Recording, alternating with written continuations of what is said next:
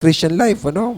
Naniniwala tayo sa Panginoon, but at the same time, alam natin yung ating limitasyon ng ating puso, yung tendency ng ating puso na kahit alam na natin ang sinabi ng Diyos, kahit kilala natin ng Diyos, pero sumasapit pa rin sa panahon na parang nag-aalinlangan tayo patungkol sa kakayanan ng Panginoon.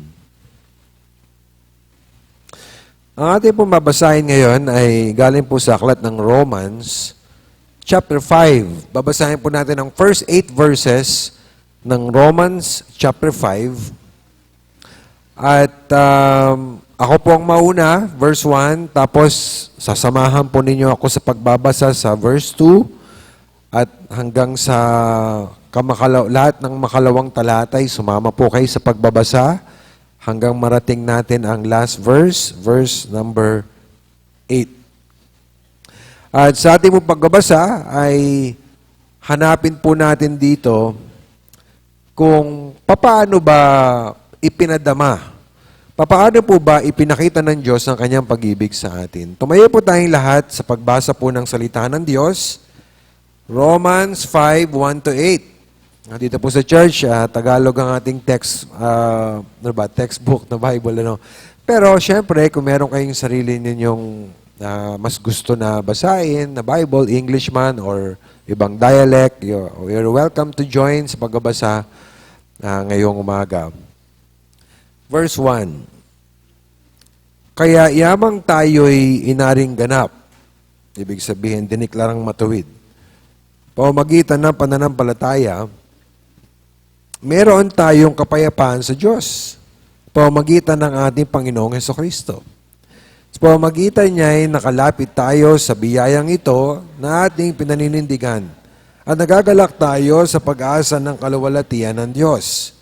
At hindi lamang gayon, kundi nagagalak rin tayo sa ating mga kapigatian sa pagkaalam na ang kapigatian ay nagbubunga ng pagtitiis.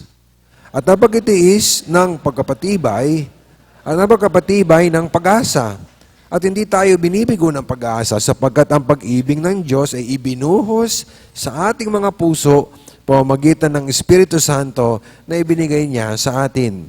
Sapagkat noong tayo ay nahihina pa, sa tamang panahon, si Kristo ay namatay para sa masasama sapagkat bihirang mangyari na ang isang tao ay mamamatay alang-alang sa isang taong matuwid. Bagaman alang-alang sa isang mabuting tao, marahil ay may mga ngahas mamatay. Panghuli, subalit pinatutunayan ng Diyos ang kanyang pag-ibig sa atin, na noong tayo'y mga makasalanan pa, si Kristo ay namatay para sa atin. Tayo po'y manalangin.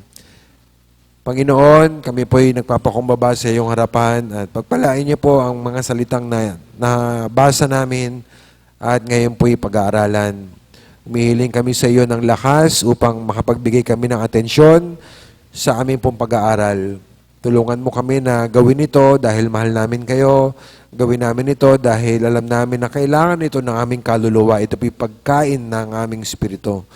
Panalangin namin, O Diyos, na mangusap po kayo sa amin, maintindihan namin ito, at bigyan mo kami ng determinasyon at biyaya upang tumugon kami ayon po sa hinihingi ng salita ng Diyos. At sawayin niyo po ang panggulo ng kaaway. Tulungan mo kami, Panginoon, na huwag makinig ng mabuti upang hindi maagaw ang mga salitang niasik sa amin. Lord, kayo po magtagumpay sa buhay namin. Tulungan mo rin po ako maging pagkapala sa aking mga kapatid. In Jesus' name, Amen. Upo na po tayo.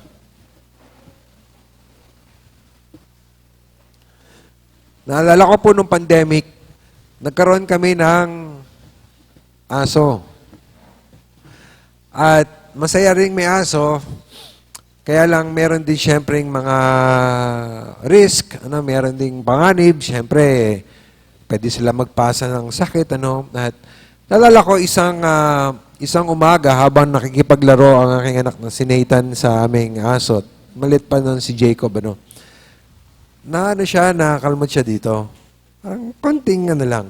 So, siyempre, dahil sa alam natin yung mga pwedeng mangyari, hindi tayo nagdalawang isip na dalihin siya sa isang lugar na pwede siya mabakunahan laban sa rabies. So, sabi ko sa kanya, andun na kami, kasi nga malapit sa mukha, marami yung injection. Tapos may antitetano pa. So, ang dami. Hindi ako nagkamali, no? Siyam yata. Siyam. At that time, siyam na turok ang kailangan ilagay sa kanya dahil sa placement ng kalmot at dahil pa antitetanus, meron pang skin testing. Ano? So, sabi ko sa kanya, anak, huwag ka matatakot. Kailangan na injectionan ka.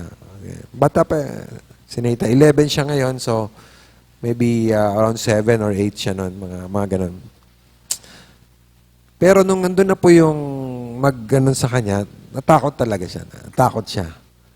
Yung takot na parang nakakita ng kung ano. At tumitingin siya sa akin na para bagang ganito sinasabi niya, bakit mo pinapayagang mangyari sa akin to? Ano na nangyari? Akala ko ba lahat gagawin niyo para sa kabutihan ko? Akala ko ba mahal niyo ako? Bakit pinapayagan niyo akong gantuhin? Hindi lang isa, hindi lang dalawa, tatlo, apat. Maraming beses at that one time. Napaisip ako ngayon mga kapatid na parang minsan ganun din tayo mga mananampalataya. Kapag tayo po ay minsan pinahihintulot ng Diyos na maka-experience ng mga mahihirap na bahagi sa buhay natin, kapag naranasan natin ang mga kapigatian, mga pagsubok, minsan ay napapaisip tayo, talaga bang mahal ako ng Panginoon?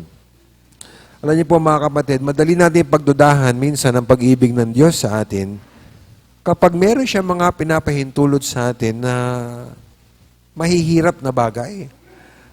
At alam niyo po mga kapatid, the moment na pagdudahan natin ang pag-ibig ng Panginoon sa atin, mawawalan talaga tayo ng pag-asa. Kasi yun ang pag-asa natin ang pag-ibig sa atin ng Panginoon. Pero ang ating paksa ngayon, ang ating tema ngayon mga kapatid, ay ito. Dakila ang pag-ibig ng Diyos. Dakila ang pag-ibig ng Diyos, pwede mo siguro dagdagan sa atin. No, great is the love of God. Sa mundo na ito, lalo kahapon, kita naman ninyo, sobrang busy ang mga tao. Sobrang busy rin ang mga negosyante. Nag-iisip patungkol sa pag-ibig. Pero namamali tayo mga kapatid, kung ang ating panaron ng pag-ibig ay kukunin lang natin sa kapwa-tao natin o sa sarili natin pag-iisip. Alam niyo sa Bible, bibihira lang yung makita yung mga sentence na ang Diyos ay, God is. Bibihira yun. Tatlo lang yun sa Bible. Isa sa mga God is sa Bible, ang Diyos ay pag-ibig. At gusto natin magkaroon tayo ng pagkaunawa patungkol sa, hindi lang sa realidad ng pag-ibig na ito, kundi sa bigat, sa lalim ng pag-ibig na ito, na hindi lang ito nakikita natin na, pag-ibig ng Diyos, pinakita niya sa iba, kundi sa sarili natin. Nakikita po natin ngayon mga kapatid, ang purpose natin sa pag-aaral ay, alam natin, mahal tayo ng Diyos. Pero sana, sa biyaya ng Diyos, magkaroon tayo ng malalim na pagkaunawa. Ano pang ibig sabihin nun? Magkaroon tayo ng pagkaunawa kung gaano po kalalim, gaano po kabigat ang pagmamahal ng Diyos sa atin. Pwede natin gamitin kano nag-uumapaw ang pag-ibig ng Diyos sa atin. At alam niyo mga kapatid, higit pa sa pera, maayos na kalusugan, ang pinakasiguridad sa buhay na ito ay yung alam mo na ikay mahal ng Diyos. Yun ang pinakamatinding siguridad na pwede mong maranasan. Now, ang ating pag-aaral ay galing sa aklat ng Romans. Bigyan ko lang konting background. Si Apostle Paul po ay, kung familiar kayo sa mapa sa Europe, ang Rome, yung Italy, korting bota yan. Korting bota, nakalawit yan. At sila po yung mga sinulatan ni Paul. Kasi ang plano ni Paul po ay pumunta sa Spain at mag-share ng gospel doon, magsimula ng gawain doon. So, sa pagitan nung kung nasaan si Paul ngayon, tsaka ng Spain, ay ang Rome. At sa bandang uli, mababasa nyo na humihingi siya ng tulong upang alalayan nila si Pablo sa kanyang mga gastusin din para makarating siya sa Rome. At Pastor, bakit ang laman ng Romans ay gospel? Sapagkat kanyang ipinakikita sa mga taga-Roma na karapat-dapat siyang suportahan kasi ito ang kanyang pinapangaral. Gaya ng kanilang pinaniwalaan, ganun din ang nais na ihatid ni Pablo sa lugar ng Spain. Kaya, andun ang gospel. Alam niyo po, ang sabi ng mga manunulat ng Bible, ang Book of Romans, ito raw ang crown jewel ng New Testament pagdating sa gospel.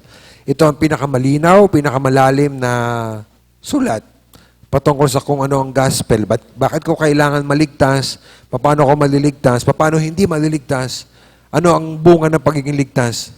Ito, the Book of Romans. At sa unang mga chapters nito, ang naging topic ay pagiging makasalanan ng tao. No? Bakit kailangan natin maligtas? Kasi galit ang Diyos sa atin. It doesn't really matter kung ikaw ay Gentile, ibig sabihin nun, hindi ka Hudyo, no? Wala sa iyo ang salita ng Panginoon, sabi ni Pablo, mga Gentiles, wala sila kanilang God's Word, kaya namumuhay sila sa kasalanan. Pero paano naman yung mga Jews? Well, mga Jews, sa chapter 2, makikita nyo na nasa kanila ang salita ng Diyos, pero namumuhay din sila sa kasalanan. So kaya ang pinaka-point ni Paul, Romans 1 and 2, pati kalahati ng 3, lahat guilty. Walang pinanganak na malinis. Lahat po tayo may sala sa Panginoon sapagkat may makasalanan puso tayo at nagkakasala tayo sa Panginoon. At dahil dyan, tayo po ay deserving sa judgment ng Panginoon. Sana hindi po masyadong nagugulat tayo na ang Diyos magbibigay ng hatol, na ang Diyos po magbibigay ng parusa sa mga lumalabag sa kanyang utos. Sapagkat sa batas ng tao, may mga meron po mga penalty yan, hindi tayo nagugulat yan.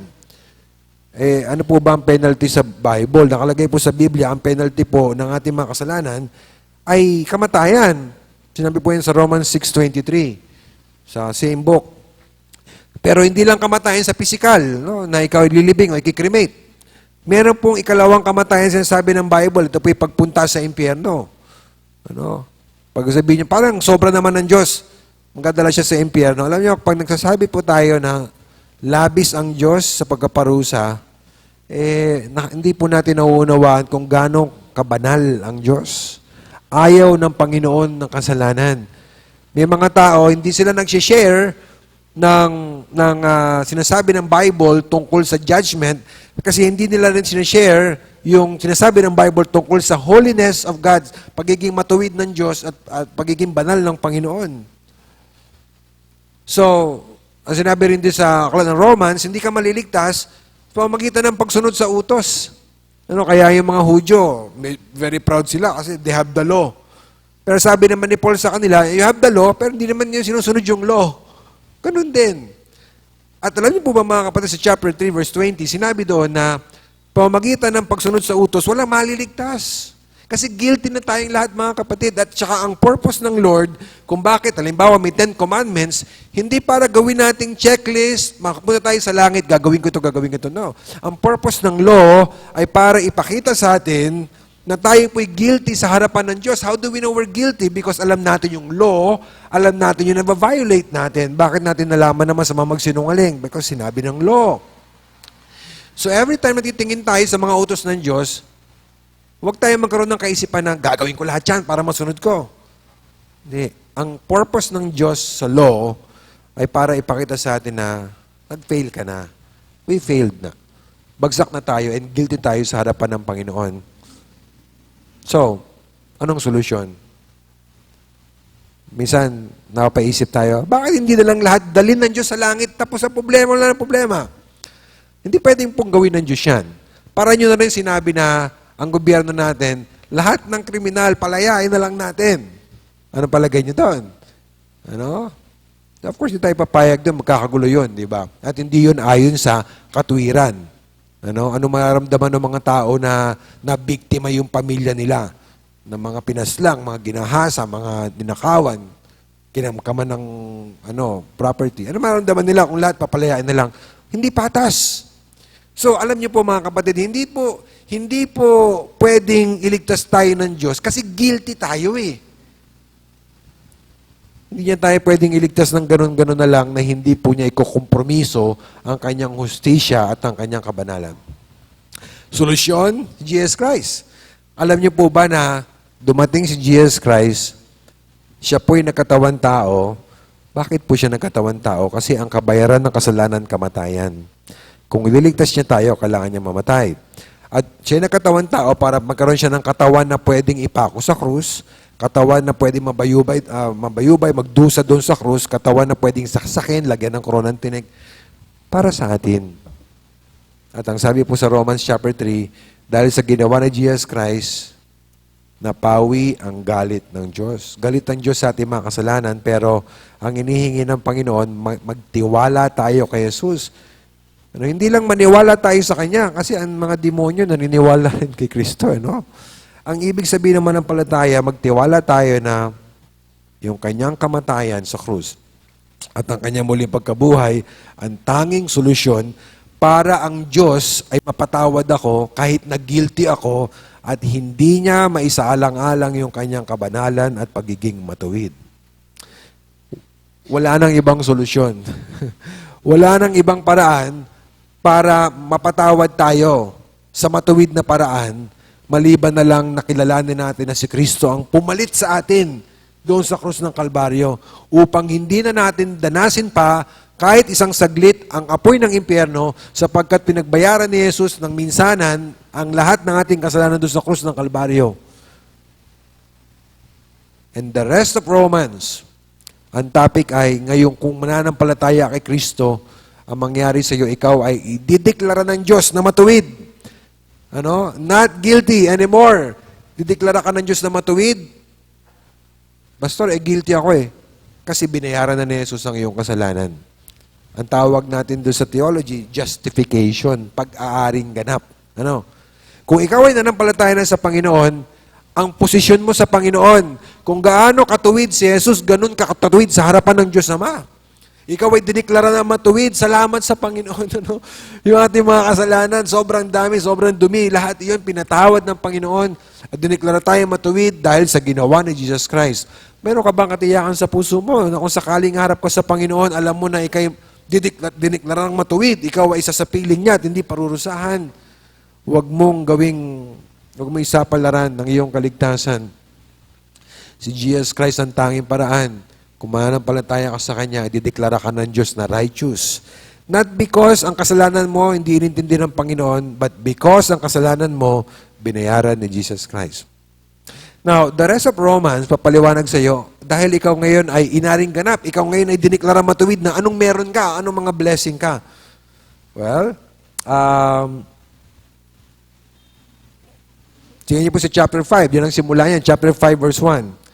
Sabi diyan, tignan natin, Romans 5 verse 1, kaya yamang tayo inaring ganap, tayo diniklara na matuwid, Paano?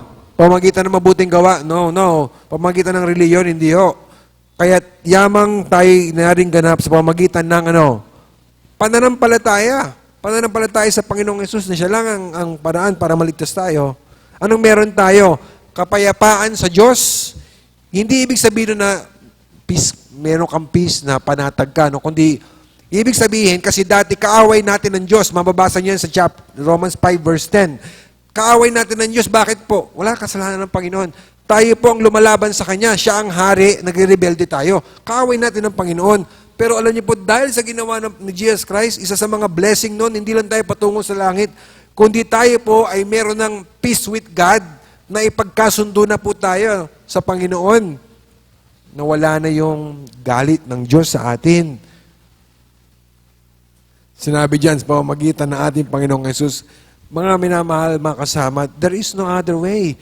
There is no other person na pwedeng mapagkasundo ang makasalanang tao at ang banal na Diyos, kundi si Jesus Christ doon sa krus ng Kalbaryo. We have peace with God. Ano pa meron tayo? Sa verse 2, tignan niyo po sa last part ng verse 2,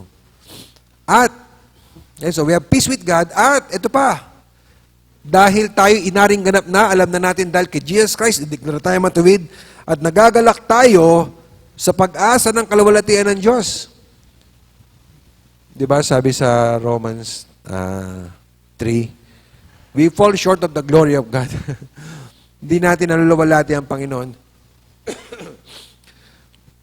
Pero alam niyo po ba, kung ikaw'y mananampalataya, isa ito sa pag-asa mo ng ang kaluwalhatian ng Diyos. Ibig sabihin, kaluwalhatian na nanggagaling sa Diyos. Ibig sabihin, darating ang panahon, sa mundo na to, kung di pa babalik si Jesus Christ, ano mangyayari sa atin? Mamamatay tayo. Itong katawan na ito, magiging abo. Of course, ang kaluluwa sa piling ng Panginoon. Pero alam nyo ba na hindi iyon ang wakas ng mga mananampalataya. Nakakita ka na ng mananampalatayang namatay dahil ginapi ng sakit. Ngayon, tignan mo, tuyot na tuyot, kawawa. But that's not the end ng mga mananampalataya. Hindi ganoon, mga kapatid, meron tayong hope ng glory of God na tayo po'y luluwalhatiin ng Panginoon. Someday, bibigyan tayo ng Diyos ng katawan na hindi na namamatay. Katawan na hindi na nagkakasala. What a blessing, di ba? Naranasan nyo ba yun? Pag gusto mong gawin yung tama, para may humihila sa'yo, para hindi ito gawin. Wala nang ganon. Wala na yun. Wala nang pumipigil sa'yo yung sambahin ng Panginoon, gawin ang kalooban ng Panginoon. Ano kaya ang feeling nun, ano? The glory of God. Sabi ng Bible sa Philippians, yung katawan natin magiging kagaya ng katawan ng Panginoon, siya'y muling nabuhay. So we have that prospect dahil tayo inaring ganap na. Kaya huwag ka malulungkot kung ikaw ay Kristiyano sa mga nangyayari sa buhay mo ngayon, para paso palala ng palala, pahirap ng pahirap, patindi ng patindi. Oh. Ang sabi ng Bible, pagdaanan mo man yung mga baku-bakong landas na yan, walang makakapagbabago ng wakas mo, maluwalhati ang wakas mo. So you always think about that. Isipin mo iyon. Mahirap ngayon, pero hindi ito laging ganito. At sobrang mas mahaba ang walang hanggan kaysa sa buhay sa lupa. At hindi lang yon, verse 3, dahil tayo po'y inaring ganap, may peace with God, nagagalak tayo na may prospect tayo na luluwalhatiin tayo ng Panginoon. Hindi lang yung verse 3. At hindi lamang gayon, kundi nagagalak rin tayo, tingnan nyo ito sa ating mga kapigatian. Alam mo, pag Kristiyano ka, iba na ang tingin mo sa hirap ng buhay. Kapag ikaw hindi mananampalataya, ang tingin mo sa hirap ng buhay.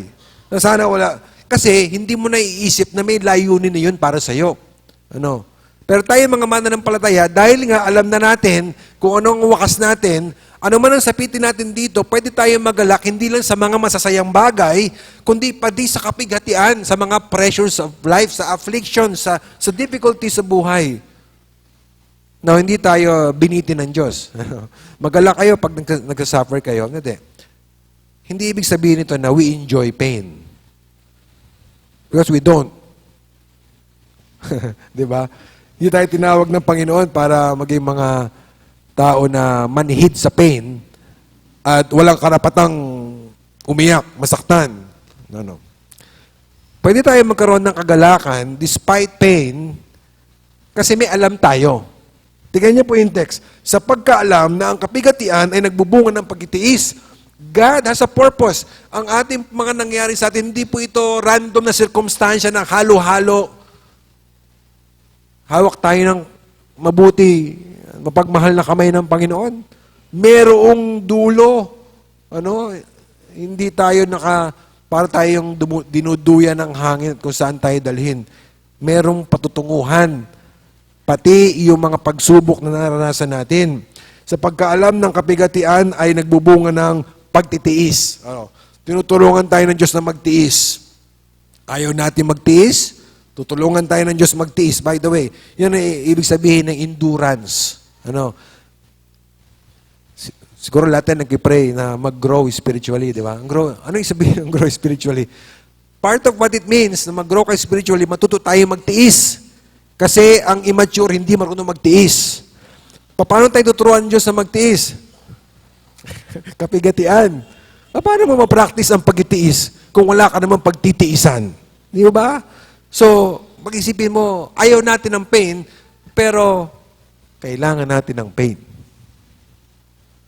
Kasi doon ka mapupwersa, di ba? Yung ibang mga bata, kinikwento sa akin ni Tito Ed nun, Tito Hermie, para turuan silang lumangoy, inahagis lang sa ilog. Inahagis sa ilog. Bala ka dyan. Siyempre, pag umamatay na, kukunin mo nila.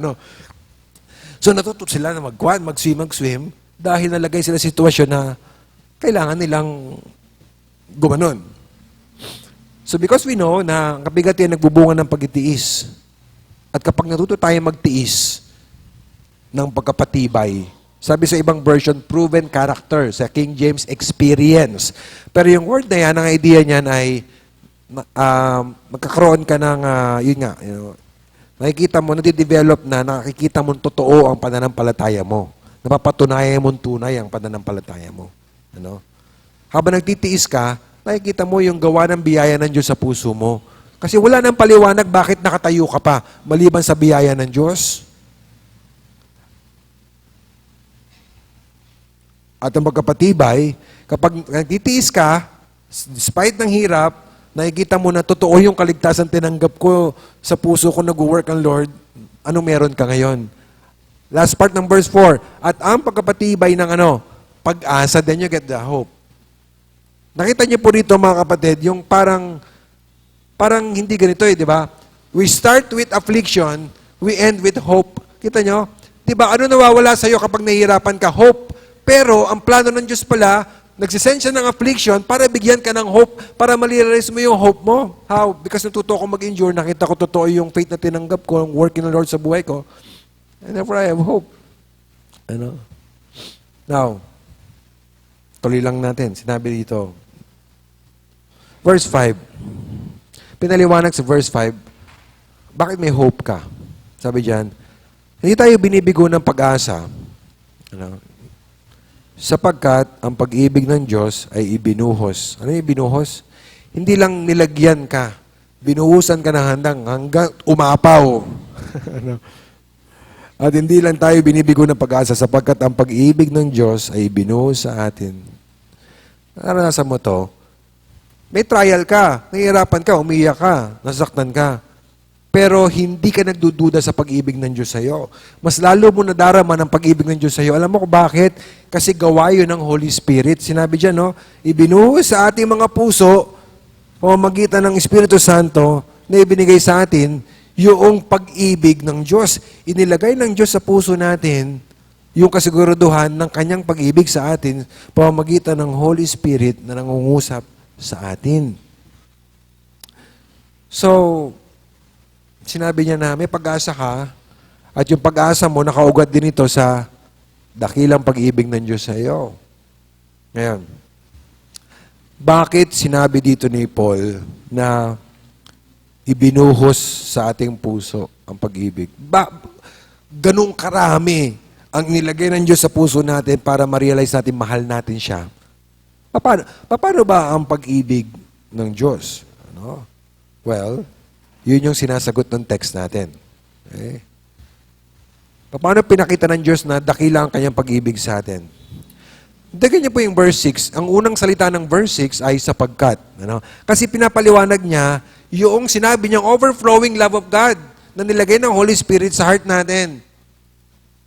Ano ba yung nag-uumapaw na pag-ibig na yan? Papaliwanag sa atin sa verse 6. Sapagkat, at saka verse 8 din, sapagkat nung tayo'y mahina pa, sa tamang panahon, si Kristo ay namatay para sa sama. Verse 8. Sino ba yung masasama? Subalit pinatutunayan ng Diyos ang kanyang pag-ibig sa atin. Na nung tayo mga makasalanan pa, si Kristo ay namatay para sa atin. Sino yung masama? Tayo. Sabi sa verse 6, sapagkat nung tayo ay mahina pa, sino yung mahina? Tayo yun. Okay? So, ibig sabihin nito mga kapatid, namatay ang Panginoon para sa mga mahina at para sa mga masasama. May tumawag na ba sa inyong masama? Ikaw, napakasama mong tao. May tumawag na sa inyong ganun. Sana wala pa, Pero, kung sakaling may ganun, masakit naman pakinggan, Pero dito, ang sasabi ng Bible, yun tayo sa pananaw ng Diyos. At doon natin, yun ang isang sagot. Bakit sinasabi nating dakila, pambihira, walang kaparis ang pag-ibig ng Diyos sa atin? Kasi tignan mo yung mga minahal niya. Mahihina, masasama. Minahal tayo ng Diyos. Sana huwag niyo isipin na siguro may nakitang magandang bagay ang Diyos sa akin, kaya minahal niya ako. Huwag mo isipin. Huwag. Walang ganun. Wala. Siguro somewhere sa future makikita, wala. Walang ganun. Ano? Sa Sound of Music, merong ganun, di ba? Kala niya ba si Maria, iniisip niya, napangasawa niya yung boss niya? Sabi niya, I must have done something good. It's not, hindi ganun. Alam niyo po ba na ang piniling mahalin ng Diyos, yung mga hindi siya kayang mahalin. Pabalik. Ang piniling mga mahalin ng Diyos ay yung mga ayaw siyang mahalin. Ang piniling mahalin ng Diyos ay yung mga walang kakayanan na mahalin siya.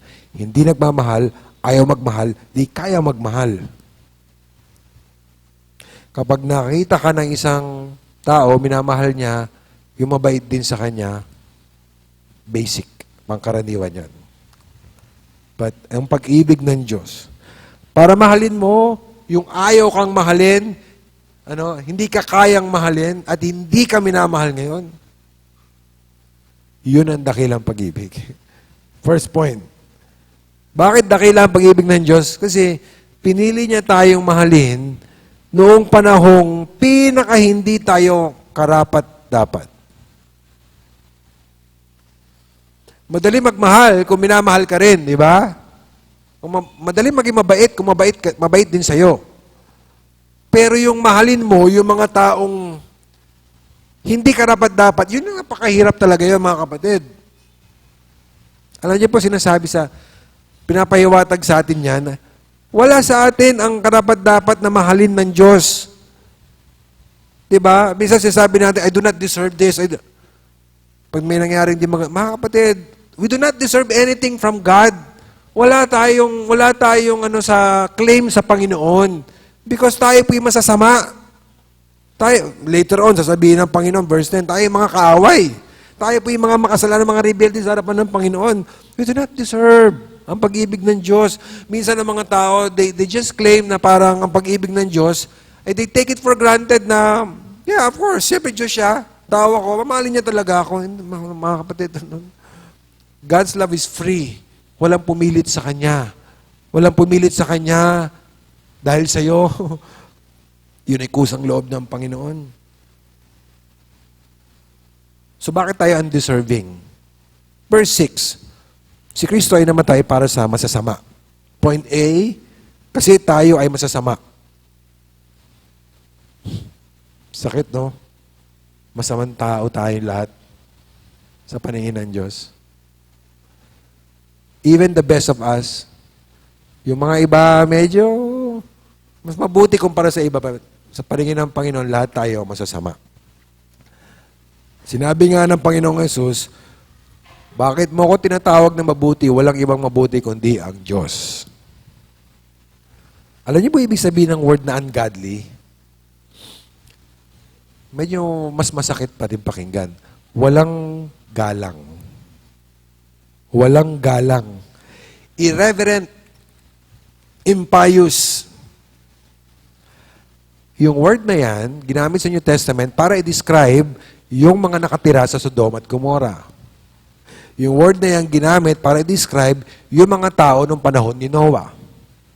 Yung word na yan sa New Testament ginamit para i-describe ang mga false teachers na nag-reject sa salita ng Panginoon. Yung word na yan ay ginamit sa 1 Timothy para tukuyin yung mga tao na walang regard sa salita ng Diyos, sa utos ng Panginoon. Verse 8, sabihin sinners. Doon tayo yung mga makasalanan pa. Yung masasama, connected sa makasalanan, ibig sabihin, we break the laws of God. And then in verse 10, tutukuyin yan bilang mga kaaway. Now, hayaan niyo po yun na mag-sink in muna sa atin. Tayong lahat, sa perspective ng Diyos, with all of our achievements sa buhay na to, ungodly. Ungodly tayo. Pero Pastor, may mga tao kahit mga unbeliever sila. parang may paggalang sila. They would even say, no, may paggalang ako sa Panginoon. Yung mga Muslim, they would say that they respect Jesus Christ. And they would say things like, I cannot be a good Muslim without loving and recognizing Jesus Christ. Ang ganda pakinggan kasi. Pero, kapag sinimulan mo nang ipakilala sa kanila yung the God of the Bible, yung Christ of the Bible, kapag sinabi mo na sa kanila na there is no other way than Jesus Christ, kapag sinabi mo sa kanila na si Kristo ay Diyos, kapag sinabi mo sa kanila na lahat ng paraan para maligtas ang tao, lahat ng reliyon, maliban sa sinasabi ni Jesus Christ, ay walang kakayanang magligtas, kapag sinabi mo na sa kanila na ang pananaw ng Diyos sa ating lahat, hindi tayo blank paper, lahat tayo makasalanan, kapag sinabi mo na inaayawan ng Diyos ang homosexuality, pag sinabi mo na ang Diyos ay nagdidiman ng justice at lahat tayo, ibig sabihin patungo sa impyerno, makikita mo ang galit ng tao sa Diyos. Makikita mo talaga. Minsan, di natin makita yung galit ng tao sa Diyos. Why? Because we're too politically correct. To the point na hindi natin sinasabi yung katotohanan ng Bible kasi ayaw natin ng gulo. Ayaw natin mag-iba ang tingin nila sa atin. And ang isang taong wala sa Panginoon, pwede niyang sabihin may paggalang sa Diyos, takot sa Diyos, pero kapag kinumpronta mo siya ng salita ng Panginoon, kung sino talaga ang Diyos, kung sino talaga ang Panginoong Diyos, makita mo talaga ang rejection. Makita mo yung pushback, talaga hindi sila papayag. Anong pakaramdam niya? Naranasan niyo na bang magbantay ng bata? Naranasan niyo na ba magturo ng bata? Meron tayong mga guro dito, no? Meron tayong mga Sunday school teachers din. Ako, nagtuturo din ako niyan dati, no? Okay, magbantay ka ng pamangkin. Diba, anong pakaramdam mo kapag merong isang bata na walang paggalang sa'yo, talagang wala siya pakialam sa'yo, sa kanya mga sinasabi sa iyo, hindi siya sumusunod sa mga instructions mo. Anong pakaramdam mo? Madali bang mahalin yung ganung bata? Ulitin ko yung tanong nga, baka hindi yung madali bang saktan, hindi yung tanong. Madali bang mahalin yung ganung bata? Mahirap. Parang ako lang bang nagkakuan dito? Mahirap yun, di ba? Parang mas siyempre, although that, mahalin mo sila pantay-pantay, pero parang mas magaang dun sa masunuring bata at mabait. Pero alam nyo mga kapatid, tayo, higit pa tayo dun sa mga batang sumusuway sa matanda pagdating sa pagsuway, kasi ang sinusuway natin ang hari natin. Ang ating manlilikha, ang ating Diyos na dakila, siya ang sinusuway natin. Ngayon, we're not deserving kasi impious tayo. Wala tayong paggalang sa Panginoon. Ngayon, may isa pang sinabi. Doon po sa verse 6, sinabi niya nun, kailan namatay si Jesus Christ for us? At what point? At what tawag dito? State natin na namatay si Jesus Christ for us. Verse 6, sapagkat noong tayo ay mahihina pa. Okay? Hindi tayo deserving sa pag-ibig ng Panginoon, not only because ungodly tayo, masasama tayo, but because tayo po'y mahina. Ibig sabihin, powerless. Let's just put the point, and then we'll explain. Point B, we were weak. Tayo ay mahina. Powerless. Ngayon, siyempre ang tanong, in what sense we are? Alam nyo, it has to be, mahina tayo in the sense na wala tayong desire or strength na mahalin ang Diyos pabalik. Minahal tayo ng Panginoon not because ang laki ng potential nito, not because, parang mahal niya rin ako, Minahal tayo ng Panginoon kahit na nakita niya na wala tayong kakayanan sa sarili nating mahalin siya. Wala tayong kakayanan sumunod sa Kanya. Wala tayong kakayanan at naisin na umalpas sa kapangyarihan ng kasalanan. At nakita niyo po yung sinabi dyan sa text, balikan natin yung text natin. Sabi sa verse 6, sapagkat noong tayo ay mahihina pa. Sa English, while we were weak. hindi masyado malinaw, pero andun po yung idea na sa puntong nagpapatuloy tayo sa ating kawalang pagnanais at kakayanan na mahalin ng Diyos, yun ang buhay natin. Tinutukoy po doon na hindi lang at one point, ganito tayo, hindi. Yung past natin, lahat tayo mga unbelievers, hindi tayo tumigil sa kawalan natin ng pagnanais at kakayanang mahalin ng Diyos. Wala. Patuloy yun. We never stop in the condition of inability and unwillingness to love God. Kapag sa atin nagkasala ang isang tao ng isang beses, well, of course we forgive, ano?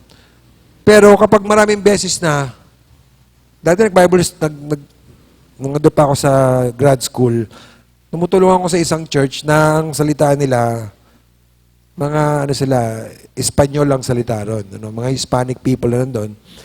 At so meron akong interpreter. Minsan may umatin sa amin, asawa niya. Ang asawa niya ay taga Middle East. Naalala ko bang pangalan niya, si Brother, eventually na-save ito, si Brother Mustafa.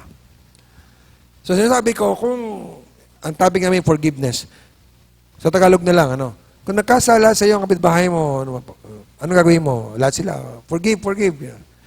Ay, kung nagkasala sa iyo, paulit-ulit, araw-araw, gano'n. Si Mustafa, unang beses ko pala nakita, ang taas na kamay. Ano kayo sasabihin nito? Sabi niya, I will kill. Pagpaulit-ulit, I will kill. Kaya, simula na napakabait ko talaga kay Mustafa. Hindi, of course, hindi naman siguro tayo darating sa gano'n, I don't know. Pero, ang ibig ko sabihin, kapag paulit-ulit tayong ginagawa ng masama, same person, minsan, same sin against us, parang ang hirap mahalin ng taong gano'n, di ba? Di ba? Hirap mahalin yun. Baka sa barangay na kayo mauwi niyan. Kung unbeliever. Pero isipin po ninyo mga kapatid, nung tayo po ay minahal ng Panginoon, nandun tayo sa state na hindi tayo tumigil sa kasalanan.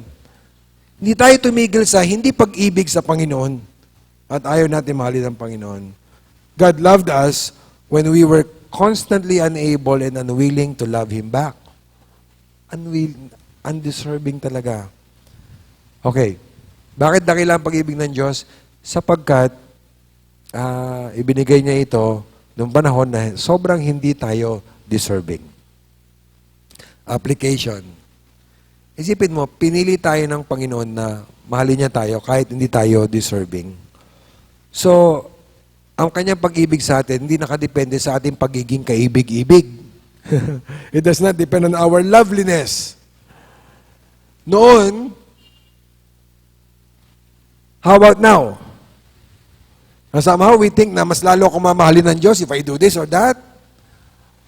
Alam mo, the reality is, kahit nagkakasala ka, mahal ka ng Panginoon. Kaya nga pinapalo, di ba? There's a verse, whom the Lord loveth, He chasteneth. Alam mo ba na hindi na pwede mag-improve ang pag-ibig sa iyo ng Panginoon kasi He loved you perfectly. Hindi na pwede mag-improve, hindi na mag-diminish. Ang sarap, no? Hindi sana tayo ma-encourage magkasala. But ma-encourage tayo mahalin natin ng Panginoon kasi constant ang pag-ibig ng Panginoon sa atin. Hindi ito nakasalalay sa performance natin, mga kapatid. Of course, is God displeased when we do not serve Him? Of course. Pero nawawala bang pag-ibig niya? Nadidiminish ba ito kahit isang degree? No. Kasi hindi ka niya na minahal doon dahil may nakita siya sa iyo, hindi ka pa rin niya minamahal ngayon dahil may nakikita rin siya sa iyo. We do not deserve ang pag-ibig ng Panginoon. Sometimes we forget this. Nakakalimutan natin na yung love na tinanggap natin is undeserved. Talaga, Pastor, tignan niyo po Napakita natin yan minsan, naranasan niyo naman magtampo tayo sa Panginoon. Dahil yung pinayagan niya mangyari sa atin, o hindi niya pinayagan mangyari sa atin, ay ayaw natin. Alam niyo mga kapatid, kung magkakaroon ka ng perspective na I do not deserve the love of God, hindi karapat-dapat, pero minahal ako ng Diyos, wala ka nang irereklamo. Isipin niyo yung prodigal son, wala sa Bible to, dadagal lang natin ng konti. Yung prodigal son, dumating siya, No, tinanggap siya ulit. Tara, maghahay tayo, patayin natin yung mga hayop at kakainin natin, magparty tayo. May imagine mo ba yung prodigal son, sabi niya? Parang ayoko yung ulam na yan. Kulang sa lasa to.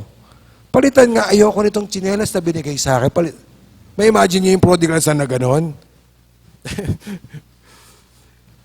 Willing nga siya, maging ano na lang siya servant hindi na anak Bakit? Kasi naranasan niya yung pag-ibig ng ama niya sa kanya nung bumalik siya. So tayo mga kapatid, huwag natin kakalimutan na ang pag-ibig na ating nadama mula sa Diyos ay hindi tayo deserving doon. Kaya wala tayong irereklamo na sa Panginoon mga kapatid. Alam niyo, nakikita natin na nakakalimutan na natin na undeserved yung pag-ibig na tinanggap natin sa Diyos kapag mas may minamahal tayong iba kaysa sa Kanya. Oh. Bakit? Kasi isinantabi mo yung pag-ibig ng Diyos sa'yo na hindi nga dapat ibibigay sa'yo para mahalin sino? Kapwa mo tao? Mahalin ang pera? Ambisyon? Para ipagpalit mo ang Panginoon? Bakit? Kasi ang baba ng tingin mo sa pag-ibig na tinanggap mo sa Panginoon, undeserved iyon. Kung undeserved iyon, precious sa iyo yun, hindi mo ipagpapalit yun, undeserved Sarap isipin na ang pag-ibig ng Diyos sa akin does not depend on my constancy. The constancy of my love for Him. Ba't ka ba minamahal ng Panginoon? Kasi isip mo kasi minamahal mo din siya, baligtad ka. Ang Diyos ang unang umibig sa'yo. Huwag mong kalimutan yan. At ang sarap isipin, babad lang tayong konti, Ang pag-ibig sa iyo ng Panginoon, hindi nakadepende sa kung anong pag-ibig ang kaya mong ibalik sa Kanya. Alam mo bakit? Kasi minahal ka na ng Diyos nung worst ka He had loved you in your worst.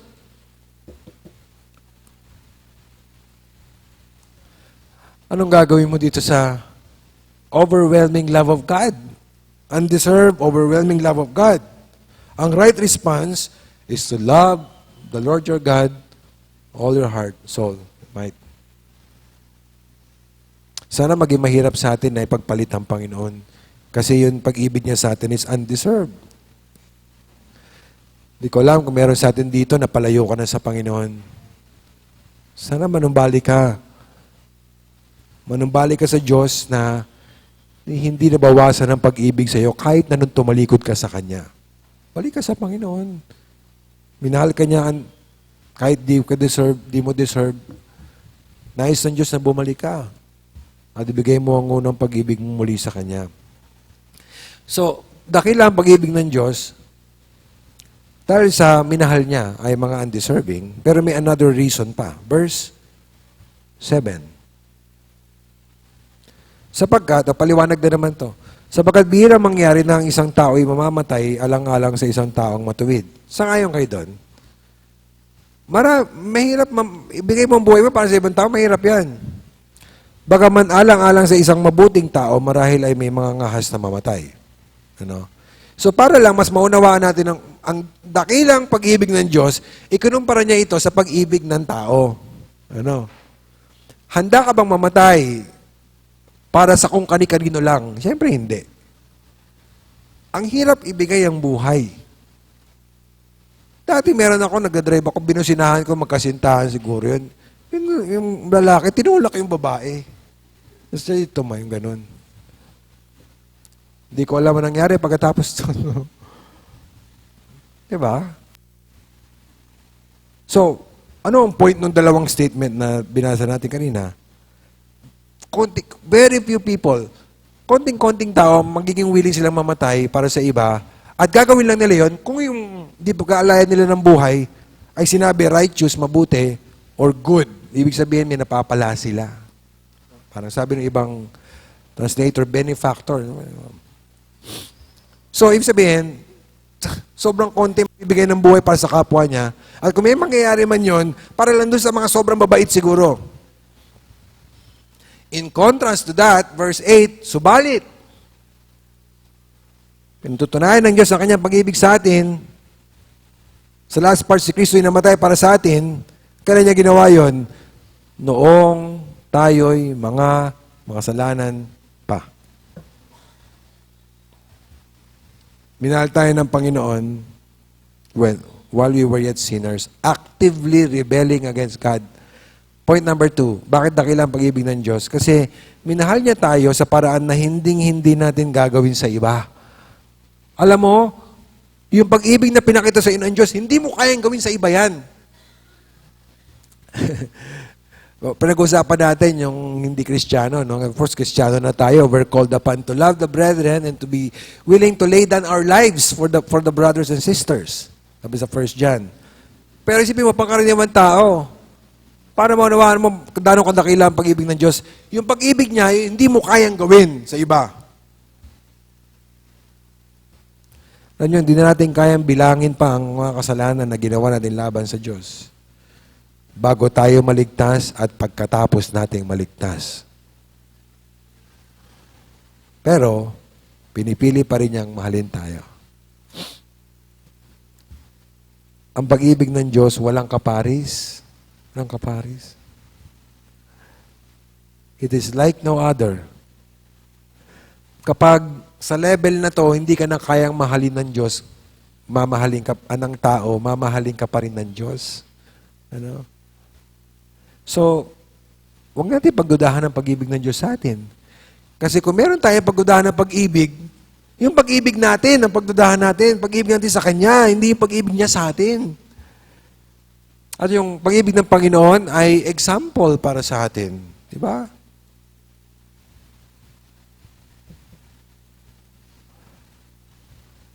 Magmahal tayo sa ating kapwa, kahit na yung iba titigil ng mahalin tong gantong klaseng tao.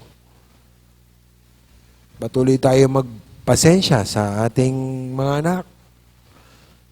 Gaya na madalas naming sabihin ngayon ni Grace, sino mo ba magpapasensya dyan kundi tayong dalawa? Ano? May inis ka na, gusto mo nang mag-blow up sa asawa mo, galit. Mahalin mo pa. Pagtiisan mo pa. Ano? Ganon din sa pagdadrive, naiinis ka na sa mga tao. Ako naman talaga. Gusto mo nang kung ano man, extend mo pa. Extend mo pa. Hirapan ka magpatawad. Patawarin mo pa din. Mga kapitbahay na magugulo, gusto mo nang kung ano man ang gagawin mo, extend the love. Alalahanin mo kung paano tayo minahal ng Panginoon. And lastly, hindi natin mamimiss itong truth na to, no, na dakila ang pag-ibig ng Diyos sapagkat pinakita niya to sa paraan ng kamatayan. Di ba? Sabi sa 5:6, Romans 5:6, noong tayo mga mahihina pa, sa tamang panahon, si Kristo ay namatay para sa masasama. Verse 8, subalit pinatutunayan ng Diyos ang kanyang pag-ibig sa atin, sa last part, si Kristo ay namatay para sa atin. Okay? So, dakila ang pag-ibig ng Diyos, hindi lang dahil hindi deserving yung mga minahal niya eh. Hindi lang dahil kakaiba ang pag-ibig ng Diyos, kundi dahil may kasama itong supreme sacrifice. Ano? Last point. Ipinakita niya ang kanyang pag-ibig pamagitan ng kamatayan ng kanyang anak. He demonstrated His love through the death of His own Son. Sabi mo, mahal mo ang Panginoon, anong ginawa mo para sa Kanya? Nung sinabi ng Diyos na mahal niya tayo, binigay niya ang kanyang anak. Point A. Christ died because God loves us. Yun ang sinabi yun, di ba? God demonstrates His love towards us. Pinakita ng Diyos ang kanyang pag-ibig sa atin. Paano? Si Kristo naman tayo para sa atin. Christ died because God loves us. Huwag natin kalimutan yun. No? For God so loved the world, He gave His only begotten Son. Pero, sinasabi rin sa atin sa Bible na hindi lang Diyos Ama nagmamahal sa atin, kundi si Jesus Christ. Tignan natin, Galatians 2:20. Jesus Christ is the topic, Galatians 2:20. And then sinabi po dito sa last part, sa anak ng Diyos. Jesus Christ, na sa akin ay nagmahal at nagbigay ng kanyang sarili dahil sa akin o para sa akin. Okay? So, ganito. Bakit namatay si Jesus para sa atin? Ang sinasabi ng iba, well, para sundin ang kalooban ng Ama. Totoo yun. Sinabi rin niya yun. Pero huwag mo kakalimutan na namatay din siya para sa atin dahil mahal niya tayo. Namatay siya nang iniibig tayo. Sinabi niya yun sa mga disciples, no, I will love you until the end. Ano? He loved them until the end, sabi ni John, komentar ni John. So, namatay si Jesus Christ, hindi lang para ma-maintain yung holiness and pagiging just ng Panginoon, kung hindi because He loves us. Nasaan ka na namatay si Jesus? Wala ka pa sa mundo na to. Isipin mo yon, minahal ka na ng Panginoon, wala ka pa dito sa mundo na to. Ilang application. Pag mamahalin mo ang Diyos, anong gagawin mo? Makikita niyo mga kapatid, ang pag-ibig, it involves sacrifice. Kaya nga, hindi natin maintindihan minsan na tayo mga Kristiyano, kapag nahihirapan tayo maglingkod sa Panginoon, doon tayo umayaw. Gayong yun ang pagkakataon para mapakita natin ang pag-ibig natin sa Panginoon because ang pag-ibig may kasamang sakripisyo. Ganun talaga ang pag-ibig. Tignan mo, ang Diyos, minahal tayo, binigay niya ang kanyang anak para mamatay para sa atin. Tapos tayo, mamahalin natin ng Diyos pag madali lang, pag walang kapalit. Hindi ganoon eh. Huwag mong mahalin ng Diyos sa sarili mong paraan. Ano ba sinabi ng Panginoon? Tingnan niyo po, John 14:15. Sinabi diyan, kung ako'y inyong minamahal, tutuparin ninyo ang aking mga utos. Sinabi ng Panginoon, mga kapatid, huwag tayo magkaroon ng idea ng pag-ibig sa Panginoon na wala naman sa Bible. Okay lang naman muhay sa kasalanan, basta nag-o-offering. Okay lang na hindi mag-i-involve sa gawain ng Panginoon, basta birthday ko, nasa church ako. O kaya naman, minsan-minsan nasa church ako, okay na yun. Minimum na yun. Wag. Loving God means obeying God. Wala nang maraming paliwanag doon. Now, nakita nyo ba? Romans 5:8, si Kristo ay namatay para sa atin. Ang ibig sabihin ng para sa atin ay hindi lang para maligtas tayo, para sa kapakinabangan natin, kung hindi bilang kahalili natin in our place. Point B. Si Kristo ay namatay ng kamatayang dapat na para sa atin. Dapat na para sa atin. Namatay si Jesus, dapat tayo yun. Kung meron man tayong deserve, hindi ang pag-ibig ng Diyos, kundi ang judgment of God. Bakit ba tayo kailangan mamatay? Kasi sabi nga ng Bible, tayo po yung makasalanan. We break the laws of God. Ang Diyos po ay holy, ayaw niya sa kasalanan. He is righteous, huhusgahan niya ang kasalanan. Yun ang dahilan. Mga kapatid, kung bakit blessing na namatay si Kristo para sa atin. Kasi kung hindi, walang hanggan natin pagbabayaran po iyon sa impyerno.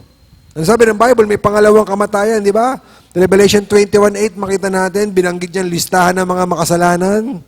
Sa simula, sa bandang huli, sinabi, at sa lahat ng mga sinungaling, ang kanilang bahagi ay sa lawa na nagliliyab sa apoy at asupre. That's hell, impyerno. Kung di ka naniniwala sa impyerno, isipin mo to, bakit kailangan dumating si Kristo, mamatay para sa iyo, iligtas ka, kung wala naman palang kapahamakan naghihintay sa iyo? May impyerno kasi ang Diyos ay banal at matuwid. Sinabi diyan, kapag ang tao napunta sa impyerno, na siyang ikalawang kamatayan. That's the reason kung bakit sobrang pagkapalan namin namatay si Kristo para sa atin bilang kapalit natin. Para hindi na natin maranasan ang hirap sa impyerno, namatay na si Jesus Christ sa krus ng Kalbaryo. Tayo po'y mapapatawad kung magtitiwala tayo sa Kanya bilang ating tagapagligtas. Tayo nakasala, siya nagbayad ng fine. Kung tayo po'y naghahanap ng kapatawaran sa ating mga kasalanan, there is no other way. There is no other righteous way kung hindi si Jesus Christ. I hope magtiwala tayo sa Kanya bilang ating tagapagligtas kung hindi pa natin nagawa. Ikaw naman ay Kristiyano, namatay ang Panginoon para sa iyo.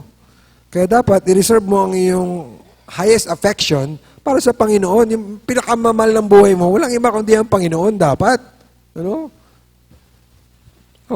Dumating tayo sa Valentine's. Ano? Sino ba dapat ang pinakapag-ibig mo sa buhay? Number 1 ang Panginoon.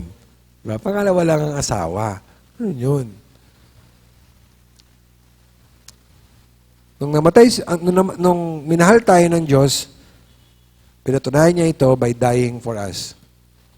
Mahal ba natin ang Diyos? Dapat, wala tayong hindi handang gawin para sa Kanya. Ulit, kung mahal natin ang Diyos, dapat wala tayong hindi handang gawin para sa Kanya. May kasalanan ba pinapoint out sa iyo ang Panginoon? Nakikipaghilahan ka sa Panginoon? So, kung mo na yan, minahal ka ng Panginoon kahit hindi ka deserving. Be willing to repent. At may mga mananampalataya, no? Huwag tayong mag-serve sa Panginoon kung ano bang pinaka-konti na pwede gawin. Ano bang pinaka-konti na pwede gawin? Mag-attend ka, sige, okay na yan. Dapat, kung minahal ka ng labis-labis, maglingkod ka rin ng labis-labis. Di ba mga kapatid?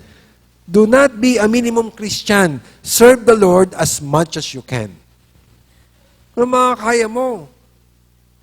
Minsan doon tayo nadadali ng diablo eh. Okay na, naglingkod ka na. Pero may magagawa ka pa eh. May magagawa ka pa para sa Panginoon. Ba't ka titigil? Gayong ang Panginoon, He showered us abundantly ng Kanyang pag-ibig. No? Para maglingkod sa Panginoon, huwag mo sayangin ang buhay mo. Gamitin natin sa paglilingkod sa Panginoon. I'm sure, merong mga paraan dyan. And it is not unlikely. Ibig sabihin, likely nga. Na meron sa atin dito, maybe ang panawagan sa iyo ng Panginoon is to give your life for missions. To give your life to be a preacher of God's Word, to be a pastor. May sarili kang pangarap, pero ibang pangarap sa iyo ng Panginoon. Or maybe yun din ang pangarap mo. Answer the call of God. Minahal ka ng Panginoon. He showered you with His love kahit undeserving ka. Huwag mo na ipagkait ang buhay na ibinigay sa iyo ng Panginoon, pag-ibig ng Kanya ibinuhos. Mahalin mo ang Panginoon by answering His call. Mahalin mo ang Panginoon.